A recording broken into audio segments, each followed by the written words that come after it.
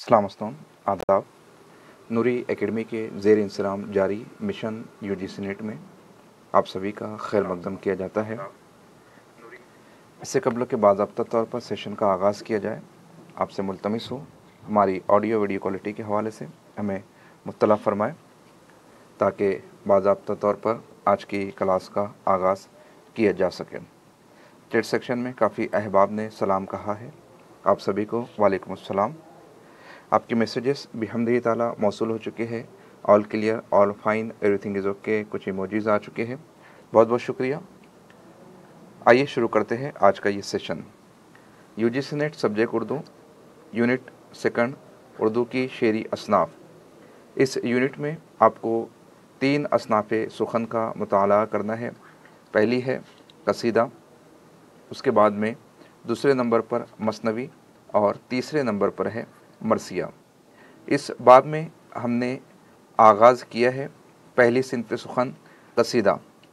पहले लेक्चर में हमने कसीदे का फ़न, कसीदे का आगाज़ इर्तिका और कसीदे के उरूज और मुख्तलिफ़ दबिस्तानों में कसीदे के इब्तिदाई नुकोश और मारूफ़ कसीदा निगार शोरा के हवाले से कुछ बातें आपकी खिदमत में पेश की थी। दूसरे लेक्चर में हमने मिर्ज़ा मोहम्मद रफ़ी सौदा के हालात ज़िंदगी, उनके कसायद और उनके मकाम व मर्तबे को आपके सामने पेश किया था। आज के इस लेक्चर में शेख मोहम्मद इब्राहिम ज़ौक़, इनकी शख्सियत के कुछ अनमिट नुकूश हम आपकी खिदमत में पेश करने की कोशिश करेंगे। वाज़े कर दूँ कि उर्दू अदब की तारीख़ में मेरे नाकिस मुताला में 2 शख्सियत ऐसी है जो इंतहाई कसम पुरसी में ज़िंदगी गुजारते हैं, लेकिन उन्होंने अपनी अनथक मेहनत, कोशिश, काविश, ज़ौक़ के पेश नज़र बड़ा अहम मकाम मर्तबा हासिल किया था। पहली शख्सियत है मोहम्मद हुसैन आज़ाद। मोहम्मद हुसैन आज़ाद, जिनके वालिद को अंग्रेज़ों ने सज़ाए मौत दी थी।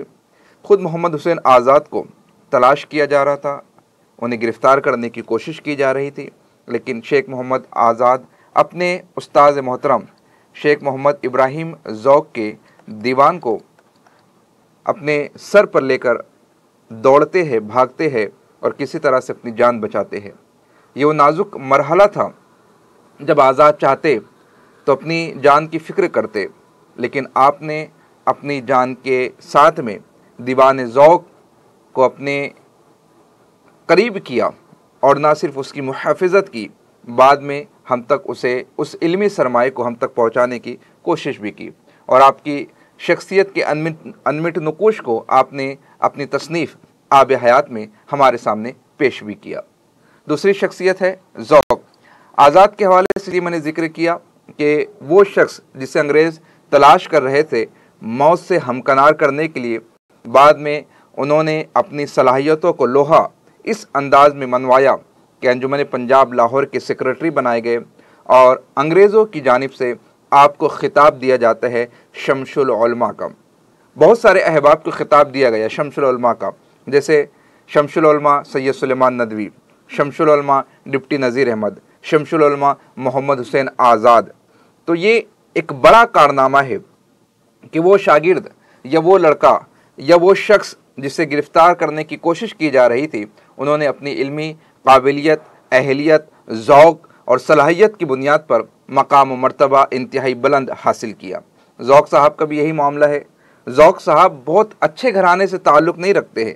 अच्छे घराने से मुराद आपका जो सोसाइटी में जो तबके होते हैं, एक बहुत आला तबके के अफराद होते हैं, एक मुतवस्सित ख़ानदान के अफराद होते हैं और एक जो है वो लोअर लेवल के लोग होते हैं जिनका रोज़ी रोटी या जिनका गुज़र बसर रोज़ का कमाना और रोज़ का खाना होता है। ज़ौक़ साहब ऐसे ही तबके से ताल्लुक़ रखते थे। और देखो, ये बहुत मैटर करता है इंसान की ज़ात में, इंसान की शख्सियत में, कैसे जब हम ज़ौक़ साहब को पढ़ेंगे उस वक्त मैं आपको बताने की कोशिश करूँगा।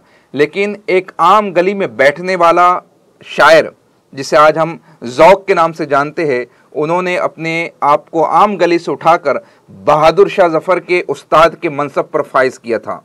जब तक ज़ौक़ ज़िंदा थे बहादुर शाह ज़फ़र के उस्ताद थे, और जब ज़ौक़ का इंतकाल हुआ तो फिर बहादुर शाह ज़फ़र ने मिर्ज़ा गालिब को अपना उस्ताद बनाया है। तो ये शख्सियात सिर्फ आपके निसाब का हिस्सा नहीं है, ये आपको मोटिवेशन फराहम करते हैं, ये आपको तहरीक देते हैं कि ठीक है, अभी जून के एग्ज़ाम में हो सकता है कुछ नंबरात आपको कम हासिल हुए होंगे, डरने की कोई बात नहीं है, घबराने की कोई बात नहीं है। अपने आप पर यकीन कामिल रखिए, ज़ौक़ को जारी रखिए, शौक़ के साथ पढ़ाई करते रहिए, किताबों का मुताला कीजिए, किताबों से दोस्ती कीजिए। वो दिन दूर नहीं कि जिस NTA एजेंसी ने आपको जून के एग्ज़ाम में नाकाम करार दिया है, वही NTA एजेंसी दिसंबर के एग्ज़ाम में आपको JRF का अवार्ड लेटर तफवीज़ करेंगी। शर्त यह है डेडिकेशन, कंसिस्टेंसी, हार्ड वर्क, आपका ज़ौक़, आपका मुताला और दीवानगी की हद तक मुताला करना या इस इम्तिहान को अबूर करने की, कामयाब करने की कोशिश करना, ये बुनियादी शराइत में से है। आइए इन तमहीदी कलमात के बाद हम देखने की कोशिश करते हैं शेख मोहम्मद इब्राहिम ज़ौक़ के हालात ज़िंदगी। आपको याद होगा मैंने तमहीदी कलमात में कहा था कसीदे के नक्काश अव्वल है मिर्ज़ा मोहम्मद रफ़ी सौदा। सौदा उनका तखल्लुस उन्होंने सौदागर उनके पेशे की मुनासिबत से इख्तियार किया था, सौदा। और दूसरे नंबर पर बारी आती है शेख मोहम्मद इब्राहिम ज़ौक़ की।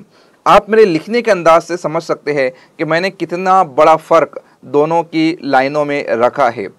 सौदा और ज़ौक़ के मकाम में भी यही फ़र्क है। सौदा एक पहाड़ की मानिंद है और ज़ौक़ एक टीले की मानिंद है। दोनों में काफ़ी फ़र्क नुमाया तौर पर देखने को मिलता है, बिलखुसूस कसीदे के बाब में, बिलखुसूस कसीदे की सिन्फ में।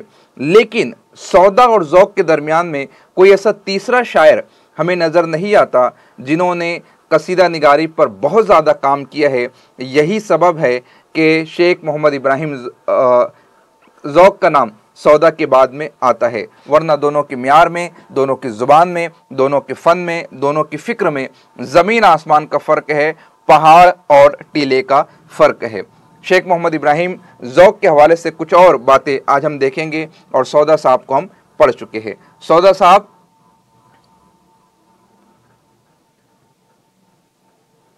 नक्काश अव्वल कहलाते हैं। अब सौदा साहब किस तरीके से कसीदे के नक्काश बने ये हम देख चुके हैं कि किस तरीके से उनकी तरबियत की गई। ठीक है, वो आए थे, काबुल से आए थे, कंधार से आए थे, लेकिन अभी उनकी ज़ुबान वो ज़ुबान बाकी नहीं रह गई थी, इसलिए उन्होंने उर्दू में तबा आजमाई की थी और सबसे बड़े कसीदा निगार के तौर पर तस्लीम किए जाते हैं। सौदा के इंतकाल के बाद ज़ौक़ साहब फ़न कसीदा के आफ्ताब व महताब बनकर चमकते हैं और तकरीबन निस्फ सदी तक उनकी शोहरत, उनका इरफान, उनका चर्चा मौजूद रहते हैं। उस दौर में जब शाह नसीर जैसा उस्ताद मौजूद था। शाह नसीर वो है जिनसे शागिर्दी इख्तियार करने के लिए ज़ौक़ साहब ने बड़ी इल्तिजा की थी, बड़ी तमन्नाएं की थी। अपनी गज़लें, अपनी इब्तिदाई नज़में वो भेजा करते थे शाह नसीर के दरबार में, शाह नसीर की खिदमत में। तो शाह नसीर की मौजूदगी में ज़ौक़ को यह मकाम कैसे हासिल हुआ उसको हम समझने की कोशिश करेंगे। आपका मुकम्मल नाम है शेख मोहम्मद इब्राहिम ज़ौक़। तखल्लुस आपका ज़ौक़ था। क्यों ये इख्तियार किया? क्योंकि आपके उस्ताद थे शौक़, उन्हीं की मुनासबत से आपने ज़ौक़ तखल्लुस इख्तियार किया। आपके वालिद माजिद का नाम है शेख मोहम्मद रमज़ान, जो कि एक मामूली सिपाही थे, एक आम दर्जे के सिपाही थे। और जिस पीरियड को हम देख रहे हैं, मैं चाहूँगा कि हमने यूनिट नंबर 9 में जो दबिस्तान दिल्ली पढ़ा था उसको आप अपनी नज़रों के सामने ज़रूर रखिएगा। 17वीं सदी, 18वीं सदी, 19वीं सदी, यूनिट नंबर 9 हमने आपको इसीलिए पहले पढ़ाई है कि उसका इम्पैक्ट, उसके असरात आपको मुख्तलिफ असनाफ अदब पर देखने को मिलते हैं। एक मामूली सिपाही का साहबजादा चूँकि दिल्ली की गलियों में परवान चढ़ा है, पुरानी दिल्ली के मोहल्ला काबुली दरवाजे में आपकी विलादत हुई थी 1789 या 1790 में। यही एक साला फ़र्क आपको तारीख़ वफ़ात में भी नज़र आएगा। तो दिल्ली की गलियों में परवान चढ़ने वाला लड़का, चूँकि दिल्ली में वो माहौल बन चुका था शेर व शायरी का, ज़ौक़ परवान चढ़ रहा था, तो कोई भी अदीब और कोई भी शायर, इससे पहले भी कह चुका, वो कोई मरीख से या चंद्रयान से आया हुआ इंसान नहीं है। वो आपकी तरह, मेरी तरह इसी सरजमीन का बाशिंदा है, इसी मुल्क का बाशिंदा है। यहीं पर वो परवान चढ़ा है, यहीं पर उसकी परवरिश हुई है। तो जो कुछ भी हमारे गिरदो पेश के अहवाल होंगे जो कुछ भी हमारे समाज में हालात वक़्फ़ पजीर हो रहे होंगे उसके असरात हमारी ज़िंदगी पर मुरतब होंगे। शायरी का ज़ौक़ गली गली में था, कूचे कूचे में था, मुशायरे नुक्कड़ों पर, चौराहों पर, अदबी महफिलें नवाबों के यहाँ, हुक्मरानों के यहाँ, उज़रा के यहाँ मुनक्किद होते थे। तो जाहिर सी बात है ज़ौक़ में भी वो ज़ौक़ परवान चढ़ता है। शेख इब्राहिम को भी वो ज़ौक़ मिलता है। मौलाना आज़ाद लिखते हैं, मौलाना आज़ाद मौलाना मोहम्मद हुसैन आज़ाद, उन्हीं के शागिर्द, उन्हीं के उस्ताद है ज़ौक़ साहब। अपने उस्ताद के हवाले से लिखते हैं, ज़ौक़ जब पढ़ने के काबिल हुए तो हाफिज़ गुलाम रसूल नामी एक शख्स बादशाही हाफिज़ थे, उनके घर के पास रहते थे। मोहल्ले के अक्सर लड़के उन्हीं के पास पढ़ते थे, उन्हें भी वही बिठा दिया गया। हाफिज़ गुलाम रसूल शायर भी थे और शौक़ तखल्लुस करते थे। इसी शौक़ तखल्लुस की बुनियाद पर आपने हम सौत हम आवाज़ लफ्ज़ ज़ौक़ का इंतखाब किया अपने तखल्लुस के तौर पर। यह है मोहब्बत एक शागिर्द की अपने उस्ताद के तई, कि तखल्लुस भी इख्तियार कर रहे हैं अपने उस्ताद मुकर्रम के तखल्लुस के वज़न पर। आगे हाफिज़ गुलाम रसूल के अक्सर शेर व शायरी का चर्चा रहता था। ज़ौक़ अपने मुतालिक लिखते हैं कि मुझे सुनते सुनते बहुत ज़्यादा अशार याद हो गए थे। जी हाँ, ज़ारा का मुझे मैसेज आ रहा है। मैंने लेक्चर शुरू किया और फ़ौरन हमारे यहाँ जो है ना पूरा सिस्टम जो है वो डाउन हो गया है। सिर्फ इन्वर्टर पर हमारी क्लास चल रही है, लेकिन ऑलरेडी कई सिस्टम जारी है, लाइट्स ऑफ हो गई है, लेकिन कनेक्शन प्रॉपर है। अगर किसी सबब से आपको दुश्वारी आ रही हो तो आप जो है, जस्ट ए सेकंड, मैं कैमरा ऑफ कर देता हूं ताकि कुछ राहत आप लोग को और मिल जाए। देखिए, जितने सिस्टम हम ऐड करेंगे, कैमरा हम ऐड करते हैं, माइक हम ऐड करते हैं, विंडोज़ हम अलग अलग ऐड करते हैं, पीपीटी के लिए अलग ऐड करते हैं, कमेंट सेक्शन के लिए अलग ऐड करते हैं, तो उतना लोड पड़ता है। तो अगर आपका वीडियो स्टक हो रहा हो तो आप लेफ्ट हो जाइए, क्लास को छोड़ दीजिए, दोबारा से आके ज्वाइन कीजिए और मुझे जस्ट 20 सेकंड में आप रिप्लाई कीजिए कि आप कोई दिक्कत नहीं आ रही है। ठीक है, फ़ौरन आप रिप्लाई कीजिए ताकि हम इस टॉपिक को कंटिन्यू कर सकें। किसी को भी अगर कोई दिक्कत आती है आप लेफ्ट हो जाइए, दोबारा से ज्वाइन कर लीजिए, आपकी प्रॉब्लम सॉल्व हो जाएगी।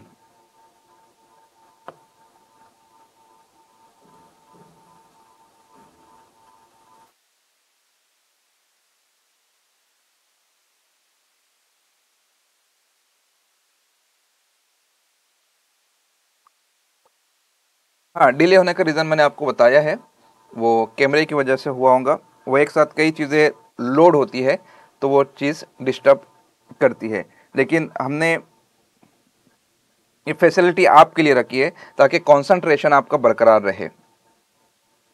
अगर टीचर खुद नज़र आता है तो समझने में और भी ज़्यादा आसानी होती है।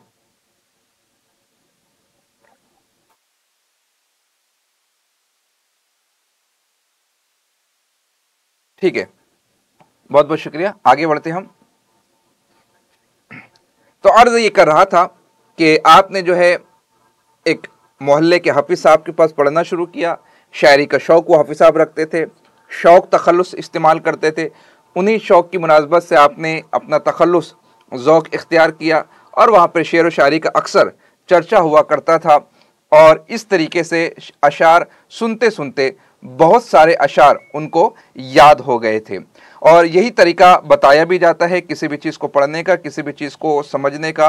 कहा जाता है जब असातिज़ा किसी को अपनी शागिर्दी में लेते थे तो शागिर्दी में लेने से पहले उनसे कहा जाता था कि आप जाइए, आप 1000 अशार याद करके आइए। 1000 अशार याद करने के बाद फिर उनसे कहा जाता था कि आप जाइए, इन हुरूफ तहज्जी के रदीफ़ और काफ़ियों को याद करके आइए। कोई कैद नहीं होती थी किस शायर के करना है या किस दीवान से करना है, बस ये कहा जाता था कि 1000 शेर याद करके आइए। तब कहीं जाकर उनको अपनी शागिर्दी में लिया जाता था। अब सवाल ये पैदा होता है कि 1000 अशार याद करने को क्यों दिए जा रहे? ताकि ज़मीन क्या होती है, वज़न क्या होता है, बहर क्या होती है, रदीफ़ किसे कहते हैं, काफ़िया किसे कहते हैं, तराकीब क्या है, तशबीहात क्या है, इस्तिआरात क्या है, सनाए बदाई के इल्म क्या है, इल्म मानवी क्या है, या सनाए लफ्ज़ी क्या है, या सनाए मानवी क्या है, फसाहत के क्या है, बलागत क्या है, ये तमाम तर चीज़ें उनको सीखने को मिलेंगी। किससे सीखने को मिलेंगी? वो जो 1000 अशआर याद करने के लिए उन्हें कहे गए थे। तो अगर आप यूजीसी नेट का एग्ज़ाम दे रहे हो तो आपको 1000 अशआर नहीं, आपके निसाब में जो नज़में हैं, जो गज़लें हैं, जो मसनवियाँ है, उन्हें एक मरतबा कम अज़ कम देख लेना है, ताकि शेर व शायरी का ज़ौक़ भी परवान चढ़े और शेर व शायरी की बुनियादी मालूमात भी आपको हासिल हो जाए। आगे बढ़ते हैं। हाफिज़ ग़ुलाम रसूल के बाद में ज़ौक़ साहब ने क्या किया? शागिर्दी इख्तियार की, शाह नसीर की शागिर्दी इख्तियार की। अब शाह नसीर की जो शागिर्दी इख्तियार की, लेकिन शाह नसीर, जैसा कि मैंने आपको पहले भी बताया था कि ज़ौक़ के मामले में कुछ बेतवज्जा या लापरवाही से वो काम लिया करते थे। अब उसकी मुख्तलिफ वजूहात हो सकती है। हो सकता है शाह नसीर बहुत ज़्यादा मसरूफ़ रहे होंगे और उनके पास उमरा, हुक्मरा, बादशाहों की गज़लें नज़में ज़्यादा आया करती होंगी पढ़ने के लिए।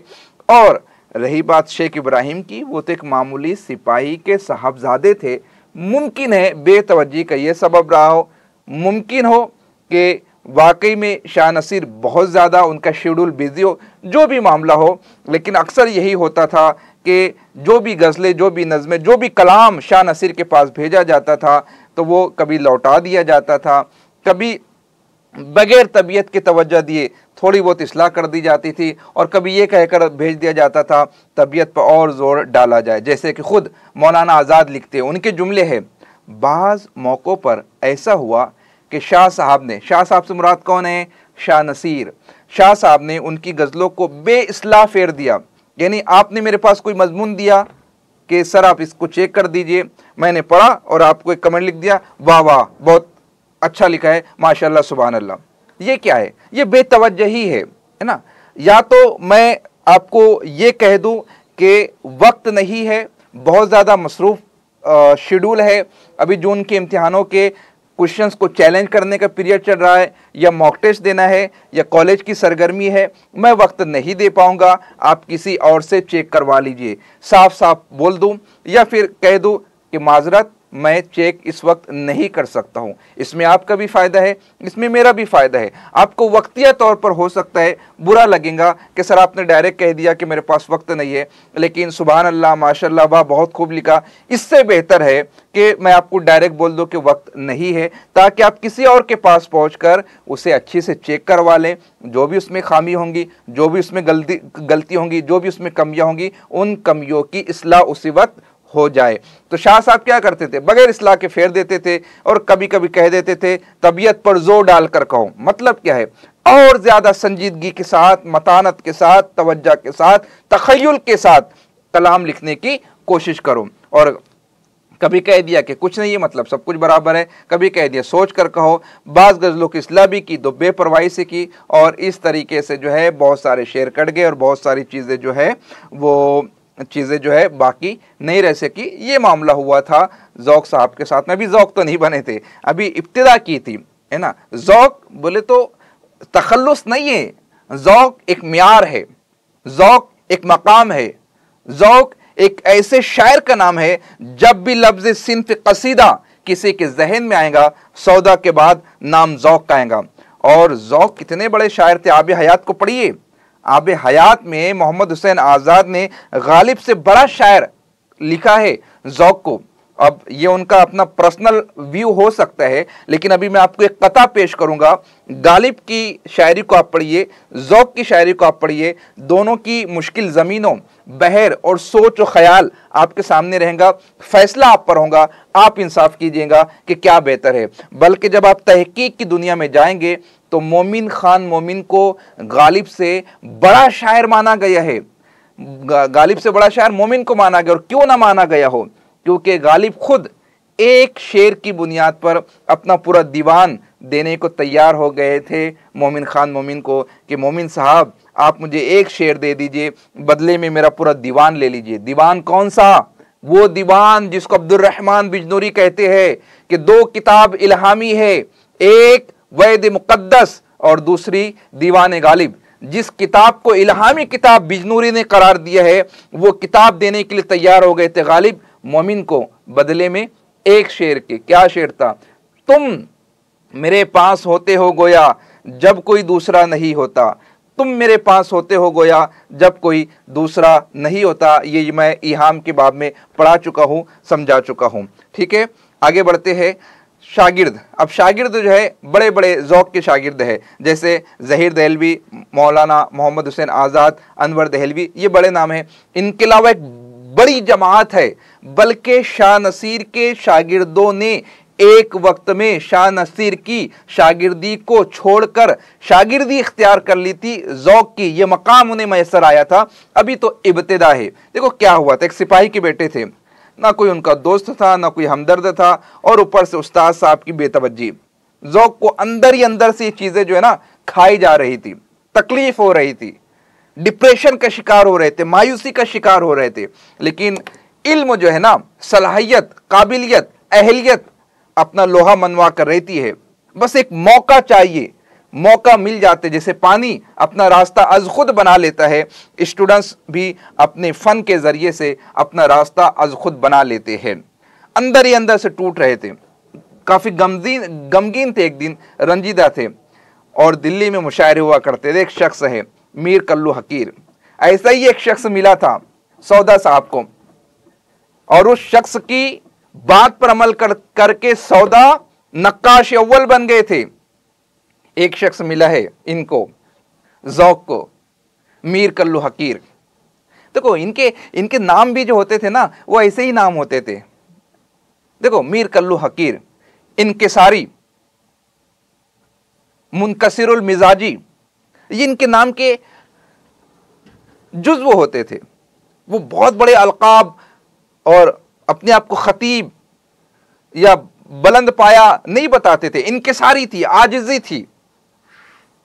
अब साहबे किराम को भी देख लीजिए, उनके जो अलकाबात है, किसी को अबू हुरैरा कहा गया, किसी को अबू तुराब कहा गया, कोई दब्बाग अपने आप को कहलवाता है। बहुत हाइफाई उनके अलकाबात नहीं हुआ करते थे। तो मीर कल्लू हकीर, देखा इब्राहिम जो है ना, बड़े परेशान हाल बैठे, मायूस बैठे, रंजीदा बैठे, कबीदा खातिर बैठे, तबीयत में मलाल है, हुज्न की कैफियत है, मायूसी है, नाउमीदी चेहरे से झलक रही है। पहचानते थे, वाकफियत रखते थे, शनासाई रखते थे। पूछा, इब्राहिम क्या बात है, तबीयत आज कुछ मलूल सी मालूम होती है। कहा कि हाँ, अब जो दिल का गुबार है ना, वो बाहर निकल रहा है। कहा कि तबीयत तो मलूल है, शायरी का ज़ौक़ रखता हूं, गजलें सुनाना चाहता हूं, लेकिन शाह साहब को भेजता हूं तो मेरे साथ ऐसा ऐसा मामला होता है। कहा कि ठीक है, कोई बात नहीं, शाह साहब मसरूफ है, नहीं वक्त दे पा रहे, कोई बात नहीं, जरा दो चार गजलें मुझे भी तो सुनाओ। तो जो ज़ौक़ की गजलें थी वो सुनाना शुरू कर दी। रख्ता बहर कदम वो ये होश, नक्शिपा हो खा के आशका न हम आगोश, नक्शिपा। और फिर पूरी गजल बैठकर सुना दी, और भी सुनाओ, और भी सुनाओ, दो चार गजलें सुना दी।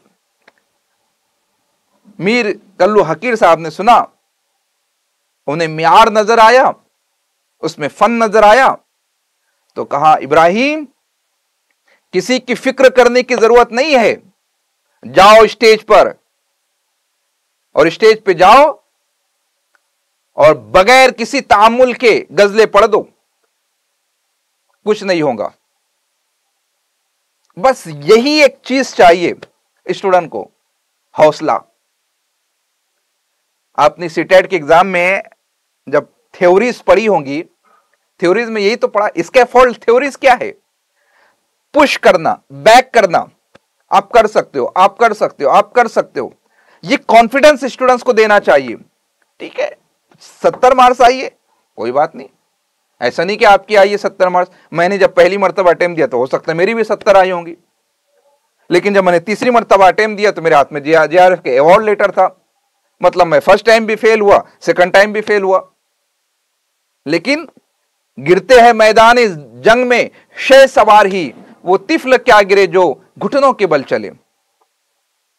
दर हकीकत गिरना ही कामयाबी का पहला जीना है, नाकामी ही कामयाबी का पहला जीना है। अज़्म मोहकम हो तो होती है बलाए पसपा, अज़्म मोहकम हो तो होती है बलाए पसपा। कितने तूफान पलट देता है साहिल तन्हा, कितने तूफान पलट देता है साहिल तन्हा। वो अज़्म मोहकम होना चाहिए, वो इरादा, कुव्वत इरादा। अपने आप से हार जाना जिंदगी की सबसे बड़ी हार है, फिर आपको कोई नहीं जिता सकता। और अपने आप में ये यकीन रखना कि मैं फतेह हासिल कर सकता हूं, फिर आपको कोई नहीं हरा सकता। यही सोच, यही ख्याल आपको आगे बढ़ाएगा, परवान चढ़ाएगा। तो ज़ौक़ साहब ने भी हिम्मत से काम लिया, जैसे सौदा ने लिया था। सौदा को भी कहा गया था, किसने कहा था बताइए, एक दिन पहले के सबक है। और किनके दौर में? शाह हातिम, मिर्जा मजहर जाने जाना, ऐसे बड़े बड़े उस्तादों के दौर में सौदा साहब खड़े होते हैं। यहां पर भी जो है मीर साहब ने कहा कि पढ़िए, कुछ नहीं होगा। आप भी जब पढ़ाते हैं, इसमें बहुत सारे जो उम्मीदवार है वो टीचर है, पढ़ाते हैं, बच्चों से क्या कहते हैं आप? पढ़ो, कुछ नहीं होगा, गलती होंगी तो मैं हूं ना। और फिर बच्चे पढ़ते हैं, गलती होती तो आप शाबाशी देते। क्यों? क्योंकि और बच्चों के मुकाबले में उन्होंने हिम्मत तो की, उनमें स्टेज डेयरिंग तो है, उनमें बोलने का जज्बा तो है, हिम्मत है, तो फिर सारी चीजें आसान है। हिम्मत मर्दा मदद खुदा। तो एक आम सिपाही थे, बोलना शुरू किए, शाह नसीर। अब देखो पीरियड याद रखो, हम पढ़ रहे थे 1790, विलादत का दौर है, 10 साल 12 साल 15 साल का ये जमाना होगा। क्योंकि 19 साल में तो उनको खाकानी हिंद का खिताब मिल गया था। मतलब 19 साल में हम फसाने अजायब पढ़ने के काबिल नहीं होते। सबकी बात नहीं कर रहा हूं मैं, आप तो माशाल्लाह आफ्ताब व महताब है, इल्म अदब के चिराग है। लेकिन 19 साल की उम्र में मैं ऐसे बच्चों को जानता हूं जिनको फसाने अजायब पढ़ते नहीं आती है, जो मुसज्जा और मुकफ़ा इबारतें नहीं पढ़ते हैं। लेकिन 19 साल की उम्र में इनको खाकानी हिंद का खिताब मिल गया था। वो 17 साल की उम्र में मोहम्मद बिन कासिम नंगे घोड़े की नंगी पीठ पर सवार होकर सिंध के इलाके में तशरीफ ला चुके थे। मूसा बिन नसीर को देख लीजिए, साउथ अफ्रीका फतेह कर चुके थे। तारिक बिन ज़ियाद को देख लीजिए, जो अंदलुस का इलाका है उस पर वो कामयाबी हासिल कर चुके थे। और एक हम है जिन्हें सोशल मीडिया की खराबी ने, या किताबों से दूरी ने, या किताबों से बेरगबती ने यहां तक पहुंचा दिया कि अक्सर हमारे जहन में यह सवाल आता है कि सर गजलें कैसे याद करेंगे, मरसियों पर सवाल आएंगे तो कैसे हल करेंगे, मुश्किल अल्फाज के माना क्या है वो हम कैसे करेंगे। तो एक आम सिपाही के बच्चे हैं शेख इब्राहिम। अब लोग हिजरत कर रहे हैं, माइग्रेट हो रहे हैं। दिल्ली से कोई फैजाबाद जा रहा है, दिल्ली से कोई लखनऊ जा रहा है। और उस वक्त एक इल्म अदब का एक इलाका था दक्कन। दक्कन में बड़े बड़े उदवा और शोरा पैदा हो रहे थे, परवान चढ़ रहे थे। शाह नसीर भी जो है वो दक्कन जाते हैं।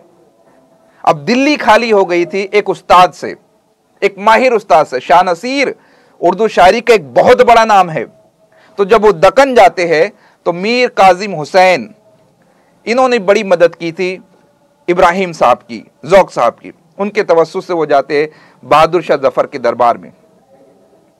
अबू जफर पहले शाह नसीर से इस्लाह लिया करते थे। तो बहादुर शाह जफर के सबसे पहले उस्ताद का नाम है शाह नसीर, दूसरे उस्ताद का नाम है शेख मोहम्मद इब्राहिम ज़ौक़, और तीसरे उस्ताद का नाम है मिर्जा असदुल्ला खां गालिब। तो शाह नसीर से इस्लाह लेते थे और शाह नसीर तो पहुंच गए दक्कन में। उनकी मौजूदगी में वो ज़ौक़ साहब से मशवरे सुखन करने लगे और फिर रफ्ता रफ्ता अकबर शाह सानी के दरबार तक भी ज़ौक़ की रसाई हो गई। अब जब बादशाह के दरबार में पहुंच गए तो जाहिर सी बात है कि धीरे धीरे धीरे जो है ज़ौक़ का शोहरा, चर्चा वो बढ़ने लगा, डंका बढ़ने लगा। और फिर एक कसीदा कहा था अकबर शाह सानी की शान में, और उसी कसीदे को पढ़कर खाकानी हिंद का खिताब दिया गया। अब खाकानी कौन है? अनवरी, उर्फी, खाकानी, ये फारसी शायरी के सरखील है, बड़े बड़े शोराए किराम है। ये आफ्ताब व महताब है, या कह लीजिए पूरी गैलेक्सी है फारसी कसीदा की। खाकानी हिंद, हिंदुस्तान के खाकानी, ये खिताब दिया था। सवाल पूछा जा चुका है इस पर कई मरतबा। अकबर शाह सानी ने खिताब दिया था, बहादुर शाह जफर ने नहीं दिया है। बहादुर शाह जफर देंगे, वो दूसरा है, आगे हम देखेंगे। तो अकबर शाह सानी ने खिताब दिया था खाकानी हिंद का। मौलाना आज़ाद लिखते हैं, क्या लिखते हैं, चंद साल बाद ज़ौक़ ने कसीदा अकबर शाह के दरबार में पढ़कर सुनाया, जिसमें मुख्तलिफ शेरों में अनवा व अक़साम के सनाए बदाए इस्तेमाल किए थे। सनाए बदाए मैं पढ़ा चुका हूँ यूनिट नंबर 10 में, अगर किसी ने नया एडमिशन लिया हो तो यूनिट नंबर 10 को पहले देख लीजिए। और अलग अलग जुबान में अशार कहे थे, उनकी तादाद थी 18 मतला, जबकि सरतान व असद, महर का, ठहरे मस्कन, इस तरीके से पूरा कसीदा उन्होंने लिखा था। अकबर शाह सानी ने आपको खाकानी हिंद का खिताब दिया। उस वक्त शेख मरहूम की उम्र 19 साल की थी। आब हयात में लिखा ये मोहम्मद हुसैन आज़ाद ने 19 साल की उम्र में ये मकाम, खाकानी हिंद का मकाम उन्होंने हासिल किया था। अब ज़ौक़ तो परवान चढ़ गए, बादशाह के उस्ताद बन गए। तो शाह नसीर से जो लोग इस्लाह लिया करते थे, अब वो सब ज़ौक़ से इस्लाह लेने लगे। और धीरे धीरे किला ही नहीं, दिल्ली ही नहीं, बल्कि दिल्ली के आसपास के इलाकों में भी ज़ौक़ के चर्चे होने लगे और उनके उस्तादाना सलाहियतों को कबूल किया गया। अकबर शाह सानी के बाद बहादुर शाह जफर वो तख्त नशीन हुए। पहले अकबर शाह सानी थे, रसाई तो बहादुर शाह जफर के जरिए से हुई, बहादुर शाह जफर से दोस्ती हुई, बहादुर शाह के तवस्सुत से फिर जो है वो पहुंचे अकबर शाह सानी से। अकबर शाह सानी ने खिताब दिया, फिर उनका इंतकाल हुआ तो बहादुर शाह जफर बने, और बहादुर शाह जफर ने उनको खिताब दिया था मलकुश शोरा का। खाकानी हिंद का खिताब दिया था अकबर शाह सानी ने। और बहादुर शाह जफर के बाद तो फिर मुगलिया हुकूमत तो वो देख चुके हम यूनिट नंबर 9 में। बैलगाड़ी पर बिठाकर रंगून भेजा गया था बादशाह को। वो बादशाह जिसके तख्त पर कभी कोहिनूर हीरा जड़ा होता था, जिसके ताज में सुरखाब के पर लगे होते थे, उसको बैलगाड़ी पर बिठाया गया और यूं ही पालती मार के बिठाया गया और भेजा गया। 2 गज जमीन भी ना मिली कुएं यार में, जो हसरत व यास का मुजस्समा बना रहा। बहरहाल उन्होंने खिताब दिया था मलकुश शोरा का, और बड़ी बेदर्दी से उनको, उनके जानिसारों को, उनके साहबजादों को, उनके शहजादों को कत्ल किया गया था। बड़ी बेदर्दी से कत्ल किया गया था। अल्लाह अल्लाह, मैं अगर मुझे कुछ वीडियोस BBC की मिलती है, डॉक्यूमेंट्री की मिलती है, अगर मैं ये कुछ इजाफी बातें करता हूँ तो प्लीज़ आप इसे जो है ना वो इल्म के दर्जे में रखा करें, क्योंकि ये आपके काम ही की चीज़ें हैं। उन शहजादों को जब कत्ल करने की बारी आई तो उनके बदन से लिबास तक उतरवा दिए गए, उनके मुंह पर कालिक पोत कर चांदनी चौक में, दिगर बाजारों में नंगे उनको घुमवाया गया। वो शहजादे जिनके नाश्ते के लिए सोने के चमचे हुआ करते थे, जब उन्हें मौत से हमकिनार किया जाने लगा, ये जिल्लत और रुसवाई उनका मुकद्दर बन चुकी थी। ये हमें एहसास दिलाते हैं कि चाहे हम JRF हासिल कर ले, चाहे हम PhD होल्डर बन जाए, चाहे हम प्रोफेसर बन जाए, हमेशा आजिज़ी, इनकिसारी, खुदा से हर वक्त ये दुआ मांगी जाए, ऐ खुदा दुनिया में भी सुरखरू फरमा, आखिरत में भी सुरखरू फरमा, दुनिया की जिल्लत से भी बचा और आखिरत की जिल्लत से भी बचा। बेशक तेरी ही हाथ में है इज्जत और जिल्लत, तू ही अता करने वाला है इज्जत को। हमेशा खैर की दुआ मांगा करे, शर से परहेज किया करे। एक आम इंसान का लिबास उन शहजादों को पहनाया गया और दौड़ा दौड़ा कर मारा गया था उनको। तो मैं लेक्चर के बाद अगर मुझे याद रहा तो मैं आपको बताऊंगा कि कैसे कैसे सुलूक उनके साथ किए गए। तो वो कुछ वीडियोस है, डॉक्यूमेंट्री है, वो मैं आप लोगों के साथ शेयर कर दूंगा, आप उसे देख लीजिएगा अगर आप देखना चाहते हैं तो। इब्तिदा में बहादुर शाह जफर ने ज़ौक़ के लिए कुछ तनख्वाह या वजीफ़ा मुकर्रर किया था, 4 रुपया, बाद में उसको 100 रुपया कर दिया गया। और ये 4 रुपया आप सुनकर तजस्सुस में मत मुब्तला हो जाएंगे। इनके बाद मिर्ज़ा गालिब मिर्जा गालिब को जो पेंशन मिला करती थी वो 80 रुपये पेंशन मिला करती थी, और गालिब के हाथ में सिर्फ 8 रुपये आता था, सिर्फ 8 रुपये पेंशन की आती थी महाना, और जिसके लिए गालिब साहब ने बहुत तगदो की थी, अलग अलग इलाकों का सफर किया था। कभी बांदा गए थे, बांदा एक इलाका है, कभी बांदा गए थे, कभी कलकत्ता गए थे, कभी चांदौड़ गए थे। हमारे शहर मालेगांव में भी मिर्जा गालिब साहब आए थे, जिस जगह रुके थे वो पूरा मेरा एक आर्टिकल है, शहर मालेगांव में मिर्जा गालिब की आमद, हमने वो पूरा दलाइल के साथ बताया है, क्योंकि हमारा शहर बड़ा तारीखी शहर है। यहाँ पर हमारे कुछ किलोमीटर की दूरी पर मोहम्मद अली जौहर, शौकत अली जौहर, उनकी वालिदा मोहतरमा बी अम्मा, ये सब आ चुके हैं। हमारे यहाँ जो तारीखी किला है वो 1923 में आज़ाद हो गया था, लेकिन फिर बरतानवी रंगाड़े आते हैं और कई लोगों के ऊपर जुल्म सितम ढाया जाता है, और 80 लोगों को जो है वो उम्र कैद की सज़ा दी जाती है, 11 लोगों को फांसी की सज़ा दी जाती है, और पूना के येरोडा जेल में आज भी 7 शहीदों की कब्रें मौजूद है, आज भी वो आवाज़ लगा रही है। हाँ, बाकी के 72 शगुफ्ता परवीन, अच्छा मुझे पसंद आया, मुझे ये सवाल पसंद आया। 80 रुपये पेंशन थी तो 8 रुपये क्यों मिलते थे, 72 रुपये क्यों? देखो उनके जो चचा थे ना, उनकी शरारत कह लीजिए। देखो बाप की रकम जो है वो अपने बच्चों में तकसीम होंगे, तो चचा साहब ने क्या किया, अपने बच्चों को शामिल कर लिया, इधर के बच्चों को शामिल कर लिया, इधर के बच्चों को शामिल कर लिया, तो फिर वो डिवाइड होती थी, है ना, कितने लोग, तो अगर 10 लोग हो गए तो 8-8 रुपये के हिसाब से 10 लोगों में 80 रुपये तकसीम होगा, तो गालिब के हाथ में 8 ही रुपया आता था। तो ये जो पेंशन के सिलसिले में या वजीफे के सिलसिले में गालिब साहब यहाँ वहाँ जा रहे थे, वो यही तो बताना चाह रहे थे कि ये मेरा शिजरे नसब है, ये पूरी 80 रुपये मुझे मिलना चाहिए, ये इन लोगों को नहीं मिलना चाहिए, है ना। वो अलग अलग मकामात पर गए थे, और ये उनका पूरी सफ़र की रुदाद है, या मैं एक किताब आपको भेज दूंगा, वो किताब आप पढ़ लीजिएगा, बड़ी इंटरेस्टिंग है। और मुझे सवाल पसंद आया, शगुफ्ता परवीन जज़ाकल्लाह, माशाल्लाह, ये अच्छा क्रिएटिव क्वेश्चन था। तो खैर आगे बढ़ते हैं।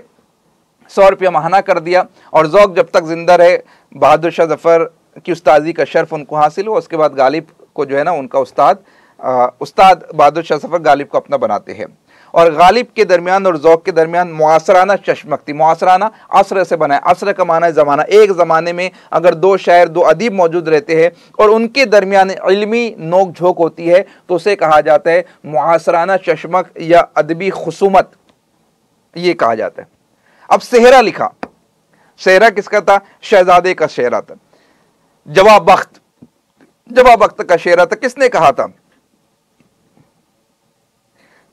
ज़ीनत महल ने फरमाइश की थी गालिब साहब से कि शहजादे जवाब वक्त का शेरा लिखो, तो शेरा लिखा गया। शेरा क्या था? खुश हो ऐ बख्त के आज है ते सर सेहरा, खुश हो ऐ बख्त के आज है ते सर सेहरा, बांद शहर आवे जवाब बख्त के सर पर शेरा, बांद शहर आवे जवाब बख्त के सर पर सेहरा। हम सुखन फहम है गालिब के तरफदार नहीं, हम सुखन फहम है गालिब के तरफदार नहीं, देखे कि दे कोई इस सेहरे से बढ़कर सेहरा। गालिब ने लिखा, ज़ौक़ को मालूम हुआ, ज़ौक़ को जब मालूम हुआ तो उन्होंने भी 4 मिसरे कह दिए। अब इंसाफ आपके हाथ में है, मेरे पास इतना इल्म नहीं, इतनी लियाकत नहीं, इतनी काबिलियत नहीं कि मैं गालिब के हवाले से लब कुशाई कर सकूं। माहिरीन गालिब मौजूद है, लाइब्रेरियां भरी पड़ी है गालिब के फन के हवाले से, आप फैसला कीजिए क्या है। ज़ौक़ को जब इत्तला मिली तो 4 मिसरे कह डाले। क्या कहा? ए जवाब बख्त मुबारक तुझे सर पर सेहरा, ए जवाब बख्त मुबारक तुझे सर पर सेहरा, आज है यमन सआदत का तेरे सर सेहरा। जिनको दावाए सुखन हो ये सुना दो उनको, जिनको दावाए सुखन हो ये सुना दो उनको, देखो इस तरह से कहते हैं सुखनवर सोहरा, देखो इस तरह से कहते हैं सुखनवर सोहरा। पहले सेहरा लिखने का जो था ना एक रिवाज हुआ करता था, अक्सर शादियों में सेहरे लिखवाए जाते थे। आज भी जो कदीम इलाके हैं वहाँ पर ये रिवायत बाकी है। हमारे शहर में भी बाज़ मकामात पर सेहरे वगैरह लिखवाए जाते हैं, बल्कि मैं आपको कहूँगा कि सेहरा तहकीक का मौजू है। बहुत सारे स्टूडेंट्स ने जो है वो सेहरे पर तहकीक की है, PhD की डिग्री हासिल की है, ऐसे ऐसे इल्मी सेहरे लिखे गए हैं। लेकिन आज मॉडर्नाइजेशन के दौर में ये सारी रिवायतें जो है वो रफ्ता रफ्ता ख़त्म होती जा रही है। फैसला आपके हाथ में, साजिया बानो, इसके अहमद, मैं कुछ नहीं कहूँगा, दोनों का मकाम और मर्तबा अपनी जगह है। गालिब ने कहा था हम सुखन फहम है, गालिब के तरफदार नहीं, हम सुखन फहम है, गालिब के तरफदार नहीं। देखिए कि दे कोई इस सेहरे से बढ़कर सेहरा, तो ज़ौक़ ने कह दिया जिनको दावाए सुखन हो ये सुना दो उनको, जिनको दावाए सुखन हो ये सुना दो इनको, देखो इस तरह से कहते हैं सुखन वर सोहरा। तो ये दोनों के दरमियान में मुआसराना चश्मक थी, और भी थी, ये एक बतौर मिसाल की जो है मैंने आपके सामने पेश कर दी। ठीक है, अरे आमिल उमर साहब इसमें क्या तशरीह समझाने, इतना आसान तो है। हम सुखन फहम है, सुखन समझने वाले हैं, गालिब की तरफदार नहीं जो गालिब की तारीफ कर रहे कि गालिब ने बहुत अच्छा सेहरा का है। हाँ, अगर है किसी में दम, किसी में काबिलियत, किसी में अहलियत, दो बता दे इससे बढ़कर सेहरा कहकर। ज़ौक़ साहब ने कहा कि जिनको अपनी सुखनवरी पर नाज है, जिनको अपने सेहरे पर नाज है, जिनको अपनी काबिलियत पर नाज है, तो उनसे कह दो कि देखो इस तरीके से सेहरा पढ़ते हैं। पूरा आसान है, बहुत उसमें समझाने की जैसा नहीं है। ठीक है, नहीं, वो तो 4 मिसरे मैंने पेश किए। मोहम्मद हसीन अहमद, गालिब ने तो पूरा सेहरा लिखा था, हमने तो सिर्फ 4 मिसरे बताए हैं। 4 मिसरे ज़ौक़ ने लिखे थे, तो ऐसा नहीं कि सेहरा नहीं है, ये तो बस इब्तिदाई कलमात है। ठीक है, आगे बढ़ते हैं। ज़ौक़ ने अपनी पूरी ज़िंदगी दिल्ली में गुजारी। ज़ौक़ की शोहरत सुनकर हैदराबाद के महाराजा चंदूलाल शादा ने ज़ौक़ को बुलाया। अब चंदूलाल शादा ने बुलाया था ज़ौक़ को, तो क्या लिखा, गर्च है मुल्क दक्कन में इन दिनों कद्र सुखन, गर्च है मुल्क दक्कन में इन दिनों कद्र सुखन, कौन जाए ज़ौक़ पर दिल्ली की गलियां छोड़कर। और दिल्ली से इतनी मोहब्बत थी, उजड़ रही है, बस रही है, परेशान हो रही है, कौन जाए ज़ौक़ पर दिल्ली की गलियां छोड़कर। मालूम है कि दक्कन में इस वक्त जो है ना कद्र दानी की जा रही है, सुखनवरों की, उस्तादों की, अरबाब इल्म फ़न की, अरबाब इल्म दानिश की, मगर कौन जाए ज़ौक़ ये दिल्ली की प्यारी प्यारी गलियां छोड़कर, जहाँ बचपन गुजरा है, जहाँ बादशाहों की उस्तादी का शर्फ हासिल हुआ है, जहाँ की मुशायरों से पूरी दुनिया में इरफान हासिल हुआ है। अब ज़ौक़ के कारनामे, ये उनकी ज़िंदगी का कुछ खासा था। उनके कारनामे तेदाद कसीदों की 27 बताई जाती है। उन 27 में 25 कसायद मतबुआ है, यानी जो तबास से गुजर चुके, जिनकी प्रिंट हो चुके, जो शाये हो चुके हैं, और 2 कसीदे ऐसे हैं जो कलमी बयाज में पाए गए। अब बयाज क्या है मैं यूनिट नंबर 7 में आपको तफसील से बताऊंगा। कलमी बयाज में पाए गए, इस तरीके से 27 कसीदे हैं। ज़ौक़ के तमाम कसायद अकबर शाह सानी और बहादुर शाह जफ़र की मदा में सिवाय एक की, और वो एक कसीदा किसका है, निहाल आशिक निहाल चिश्ती नामी एक बुजुर्ग थे, उनकी तारीफ में उन्होंने कसीदा लिखा था। सूफी बुजुर्ग थे निहाल चिश्ती साहब, उनकी तारीफ में लिखा। यानी 27 है तो एक इनकी शान में, बाकी के 26 के 26 अकबर शाह सानी और बहादुर शाह जफ़र की शान में कसायद ज़ौक़ साहब ने लिखे हैं। कसीदे के अलावा उन्होंने गज़ल, क़ता, मुसल्लस, रुबाई, मुखम्मस, मुसद्दस, मसनवी, वासौख्त, नज़्म, तारीख, इन चीज़ों के ऊपर भी उन्होंने काम किया है। इसके अलावा इल्म नुजूम, इल्म हय्यत, इल्म तिब, इल्म मंतिक, इल्म फ़लसफ़ा, इल्म फ़िक़्ह, इल्म तसव्वुफ़, इल्म तफ़सीर, इल्म हदीस, इल्म तारीख़, इल्म मौसीक़ी, इन उलूम से भी आप गहरी वाक़फ़ियत रखते थे। ठीक, दफ्तरी ज़ुबान का क्या मतलब है, ऐसी ज़ुबान जिसमें कारोबार दफ्तर में होता था, जैसे सरकारी ज़ुबान जिसे कहते हैं, जैसे महाराष्ट्र में पूरा कामकाज यहाँ का मराठी में होता है, तो मराठी दफ्तरी ज़ुबान हो गई। किसी इलाके में अगर बंगाली में होता है तो वहाँ की दफ्तरी ज़ुबान बंगाली हो गई। मुगलिया अहद में पहले फ़ारसी में होता था, तो मुगलिया अहद की दफ्तरी ज़ुबान फ़ारसी हो गई। बाद में उर्दू में होने लगा, वो पूरी रिवायत हम पढ़ चुके हैं, तो दफ्तरी ज़ुबान उर्दू हो गई। बहुत पहले संस्कृत में काम काज होता था, तो दफ्तरी ज़ुबान जो है वो संस्कृत हुआ करती थी। अब मोहम्मद हुसैन आज़ाद की रिवायत के मुताबिक ज़ौक़ का पेशतर कलाम 1857 के हंगामे की नज़र हो गया। कैसे हुआ, वो हालात बड़े दर्द आज़मा थे, मतलब हॉरिबल कंडीशन थी, नाकाबिल बयान थी। मैंने अपने कुछ ज़ाती तजुर्बात जो अपनी नानी से, अपनी दादी से सुने, मैं आपको इससे पहले बता चुका हूँ। हैदराबाद के भी जो हालात थे, 1857 के भी जो हालात थे, यानी बड़े दर्द अंगेज़ हालात थे। मर्दों के गलों पर छुरियाँ चलाई जा रही थी, उनको है ना बगैर तेज़ छुरियों के ज़ुबा किया जा रहा था, तड़पाया जा रहा था।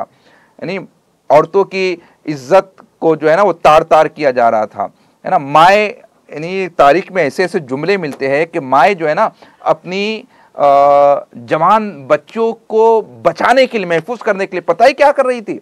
जो गहरे कुएं होते, आज तो कुओं का रुझान भी कम हो गया, कुएं पाट दिए जा रहे, बड़े पानी के गहरे कुओं में माए अपनी बच्चों की इज्जत को बचाने के लिए कुएं में उनको डाल दिया करती थी। ये सूरत हाल थी कि ठीक है मर जाएंगी चलेगा, कम से कम इज्जत तो महफूज रहेंगी। अब उनका ये काम कैसा है, अच्छा है बुरा है, इस पर मुझे कलाम नहीं करना है, लेकिन कंडीशन आप देखो, एक बच्ची यार बाप की आंखों का नूर होती है, मां के कलेजे का टुकड़ा होती है, और उसको अगर पानी के गहरे कुएं में फेंका जा रहा है। 6-6 महीने के बच्चों को मां अपने बगल में लेकर उस पानी के कुएं में कूद गई थी, ये कंडीशन थी।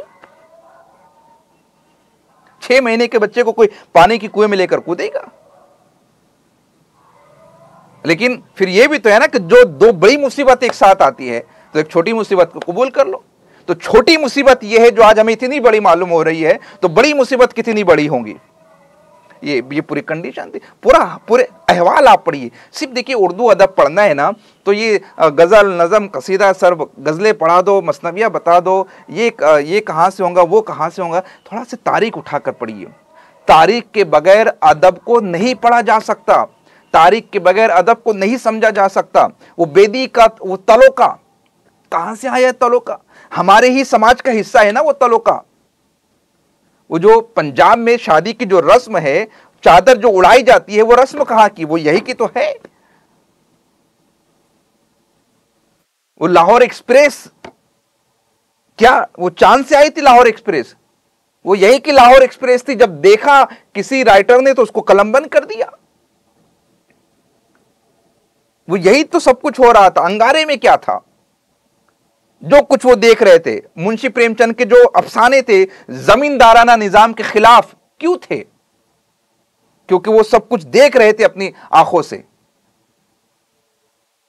वो अफसाना खोल दो यार, मुझसे खाना नहीं खाया जाते जब हम वो अफसाना पढ़ते। खोल दो। लोग उसके ऊपर एतराज करते हैं कि पता नहीं मंटो को क्या हो गया, अनाप शनाप लिखता है, ख्वाहिशात लिखता है, हमारे बच्चे बिगड़ जाएंगे। अरे बच्चे ये सोशल मीडिया रील्स वगैरह से नहीं बिगड़ रहे, एक अफसाने से बिगड़ जाएंगे। एक बाप नौजवानों से कहता है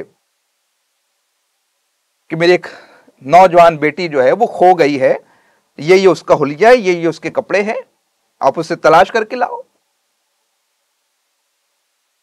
वही नौजवान तलाश करने के लिए निकलते हैं, और जिस बच्ची को तलाश कर रहे थे वो बच्ची जो है वो दवाखाने में पड़ी है। पूरा रूम जो है वो अंधेरे में, तारीकी में है। डॉक्टर आता है और कहता है कि खोल दो, खिड़की खोल दो ताकि ताजी हवा आ जाए, ताकि रोशनी आ जाए। लेकिन बच्ची के जहन में वो सानिहा, वो हादसा इस तरीके से घर कर गया था कि उसे इस लफ्ज का कोई दूसरा मतलब सुझाई नहीं देता है, समझ में नहीं आता है। वो ईश्वर सिंह का किरदार पढ़ लीजिए। ईश्वर सिंह का किरदार तो तड़पाने वाला है। तो खैर ये कह रहा था कि 1857 का जो हादसा था, जो हंगामा था, वो कोई मामूली हादसा नहीं था।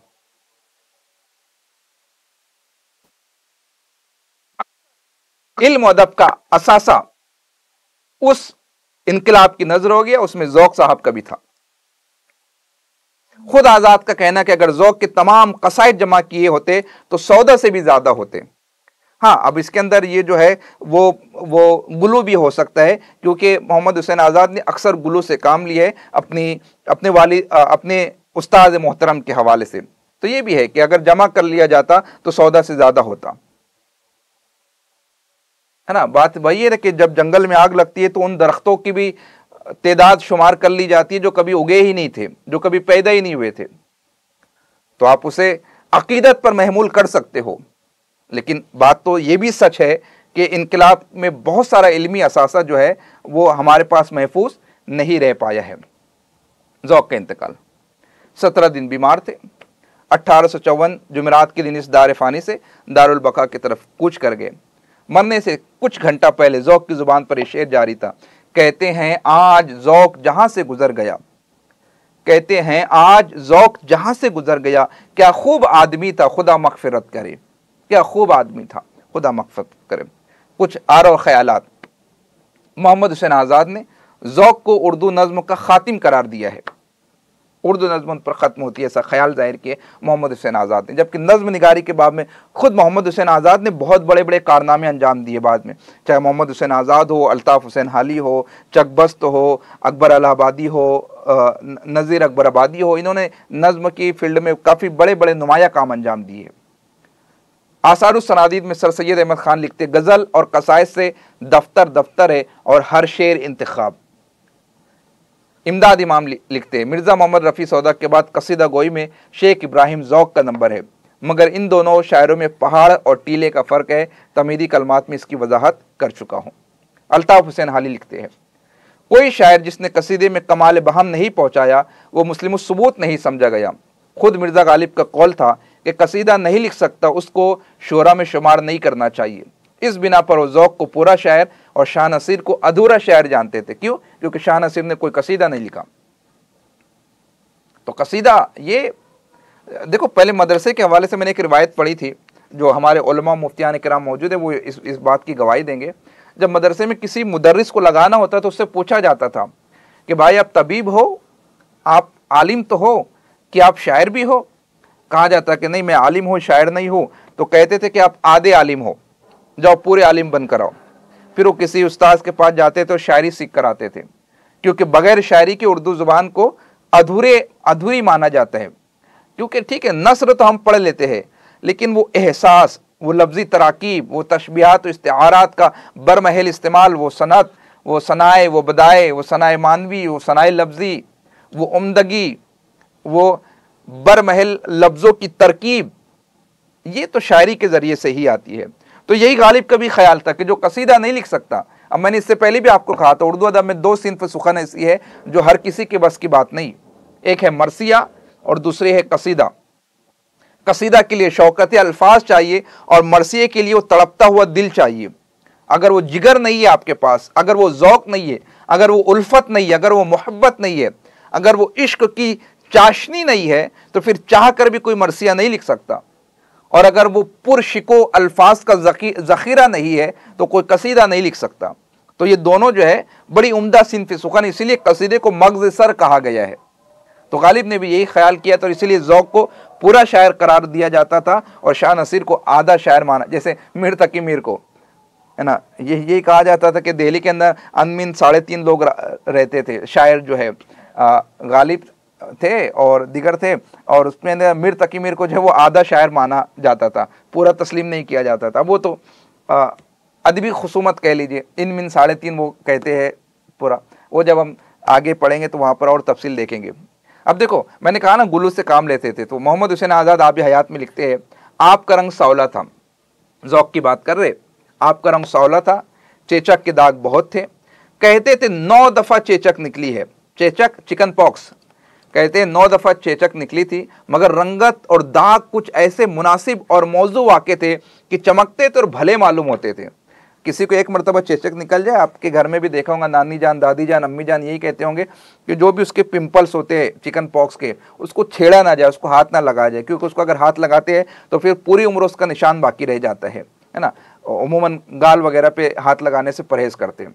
तो यहाँ पर कह रहे कि रंग सावला था, चेचक के दाग थे और 9 दफ़ा चेचक निकली थी, मगर वो दाग जो थे ना ऐसे हसीन मालूम होते थे कि चमकते थे और भले मालूम होते थे।